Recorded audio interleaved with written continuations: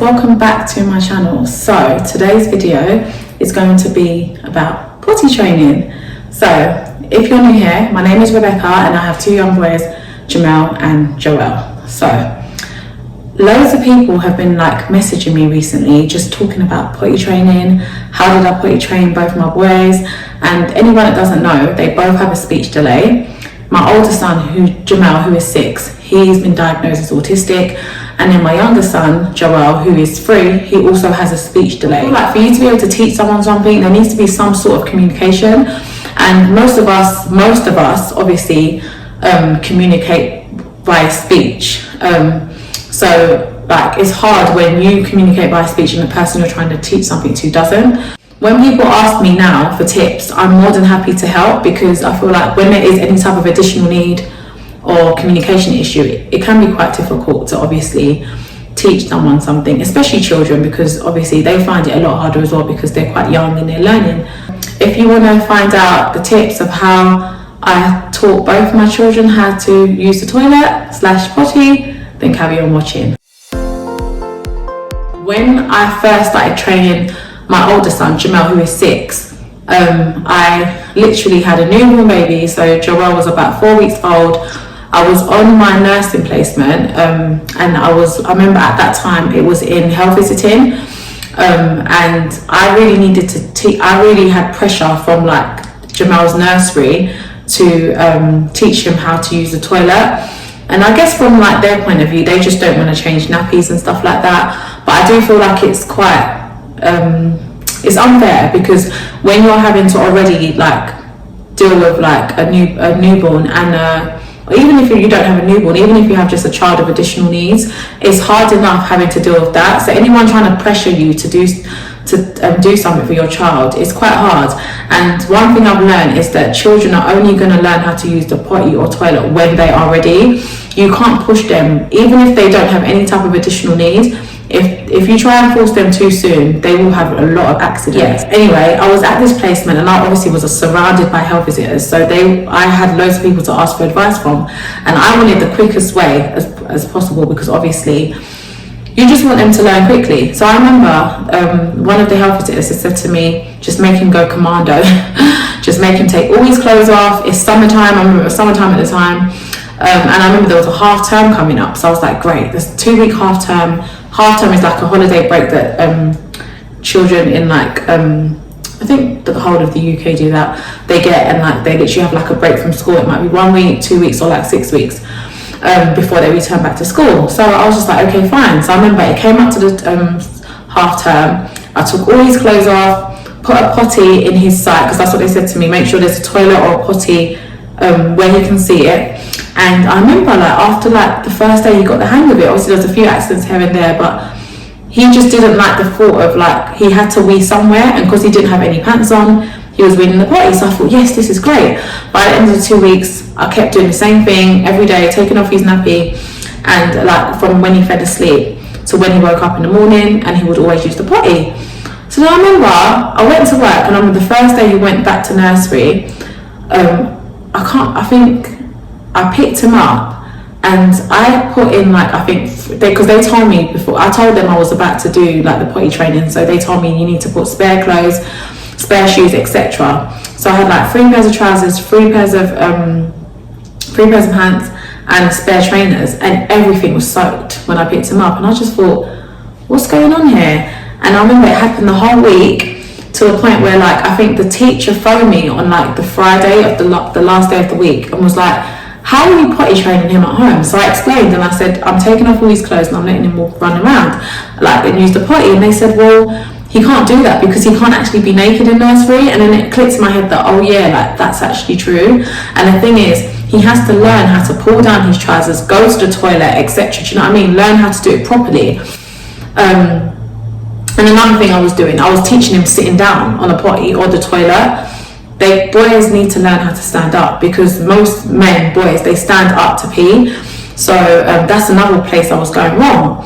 So it took a long time. Obviously there was accidents, and I thought it was going to be forever until he learned. But one day he just stopped nudging me, because that's what he would do. He would nudge me and tell me he wanted to go to the toilet. That was the way he used to communicate. or like pull me and stuff, and he just used to go himself. And like, it takes time. That's another thing as well. Like, you have to be patient. As hard as it is, obviously no one wants to be cleaning up wee, no one wants to be cleaning up poo, but they are young and they're kids, and it takes time for them to learn things, especially if there's any type of like delay or additional need. It's going to take them time for them to learn this new change.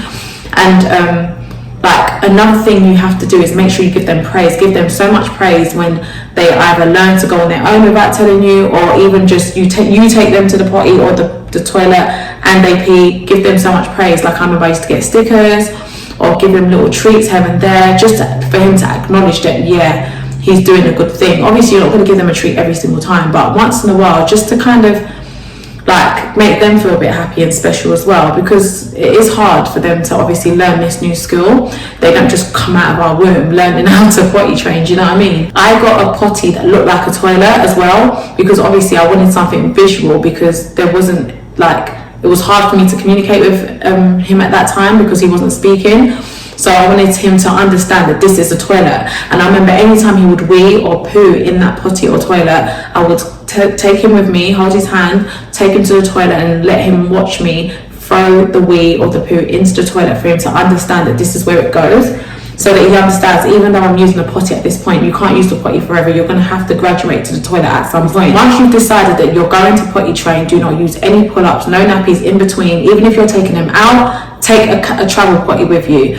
Make sure, or like, just, I don't know how you do it, but like with me, what I used to do, for example, because I drove, and obviously I was very anxious about it. In the beginning, I used to use pull-ups, and it would confuse him because he would think it's a nappy, so he would pee in it. And I remember I used to get so frustrated, but the thing is, you're confusing them when you do that. So one day I just said, I can't keep doing this anymore. If we're going to go to the park and play, he's going to have pants on. And what I used to do, judge me if you will, but obviously he's a boy and it's easier for them, I guess, in a way. So if we went to the park, so mine obviously in the beginning it was like every 15 minutes with me or every half an hour. Like, so let's say the park was about 15 minutes from where we lived, and I drove there. Before we get into the car, I'd make him pee. As soon as we got to the park, I'd go to the corner, a bush or somewhere, and I'd make him pee. In between playing, I'd ask him if he needs to go to the toilet. And then when we're on our way home, make him pee. When we get inside the house, make him pee. You have to be consistent. You have to make sure you just... I'm tired. You tired? Yeah. Okay, go on, go to sleep. I need to go. I'll sit there. You sit here, okay. We've got a visitor. So yeah, in the beginning, I used to just make sure I took him consistently. You have to let them like be used to be going over and over again, because they're so used to using the nappy for so long, they don't know how to hold their pee, because there's something there that they continue to urinate in all the time. So I remember they used to do, like, I think boys, they do this thing where like they dribble a lot, like they do dribble the pee. So because of that, I'd take them to the... Jojo, can you go to your room please, because I'm doing something.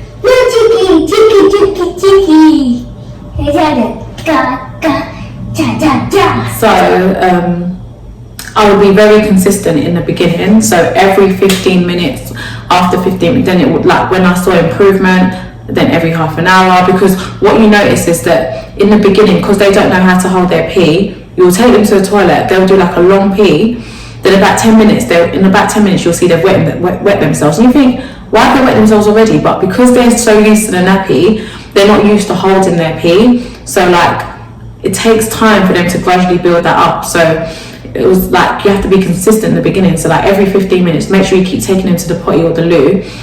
And then after, then I think when you start to see that they're dry for longer periods of time, so you increase it to like half an hour, then an hour, then 2 hours, they are going to have accidents in between, but you just have to be consistent with it. So don't think that, oh, because I did used to do it, they would have an accident and I think, oh, I can't be bothered, put them back in the pull-up. But you can't do that, it confuses them. You have to be consistent with it. As soon as you decided that you're potty training them, take away the pull-ups, take away their nappy, and just take them every 15 minutes, then increase to 30 minutes, then to an hour.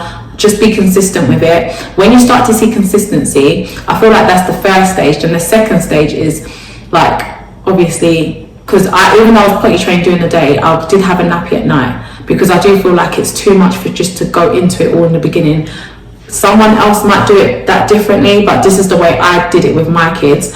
In the night time, around 7 o'clock, I'd make sure as soon as they're going to bed, if 7 o'clock's their bedtime, put them into a nappy. When I've seen that they've mastered weeing in the potty and in the toilet, the next stage is to focus on the number 2, because that can be quite difficult. If you're seeing that your child is hiding behind things, still like has mastered weeing in the toilet but is still having poo accidents, don't be shocked. It's totally normal. A lot of children actually do suffer with like constipation and stuff at that age, because you know, the terrible twos, they can be picky eaters, etc. So it obviously affects their bowels. So sometimes they can be a bit scared to sit on the toilet. It's something new for them and it takes time. So just be patient with them. It does take them a lot longer for them to understand to go to the toilet and stuff. But once they've mastered that and they've started doing that, then you start to focus on the night time. And what I would do is, if their bedtime is at 7 o'clock, from 6 o'clock, no more drinks. And make sure they empty their bladder just before they go to sleep. And that should work. They will have a few accidents. Some people use the method of, I remember my mum said to me, she would take my brothers to the toilet, wake them up in the night time. But I don't really want to do that, because like it's, with kids anyway, it takes so long for you to even settle them and put them into bed. So now go and wake them up. How are they going to go straight back to sleep? I don't know. I just didn't want to do that to myself. So I just used to leave them, and like after about a month, Jamal got the hang of it. He did after a while like start to wet himself once every blue moon, but now consistently has not had any like bedwetting or anything like that. And at the odd time I would notice it's probably because he had a drink late at night, and maybe that's why. Or he didn't go to bed, he maybe fell asleep before he went to wee before sleep, etc. For like in the beginning stage, when you teach them and be consistent with using the potty in the toilet, then the second stage is when they obviously like learn how to do the number 2, and then the third stage is obviously getting them out of nappies for bedtime and stuff. There's obviously different things you can use as well. I chose to get the toilet because it looked like a toilet and I wanted them to see something that looks like the actual thing. Some people use like the seats that they can put on top of the toilet. That's good for like when they start to want to go and sit on the toilet, because they can't use the potty forever.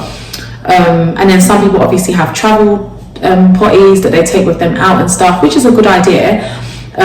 Obviously, because I don't know how easy it must be for you, if you have like a girl child, for example, for you to like kind of pull her trousers down in public. It's not really right. It's not really logical. There's like books and stuff, because obviously not all children are delayed in their speech. Some children can read or speak or whatever. So if there's like books and stuff you can get, or like even like some like nursery songs or like nursery rhymes and stuff that talk about potty training and stuff, because a lot of children learn a lot of things through like cartoons and things they watch on YouTube. So you can always go onto YouTube and let them watch it with you and stuff. Those are my tips for obviously what I used in order to teach both my kids. My youngest is currently still in nappies now for the night time, just because he's only started mastering the number 2 in the toilet, and that's why I waited, because I'm not gonna do so much for him at one time. Do you know what I mean? You have to give them time, be patient with them.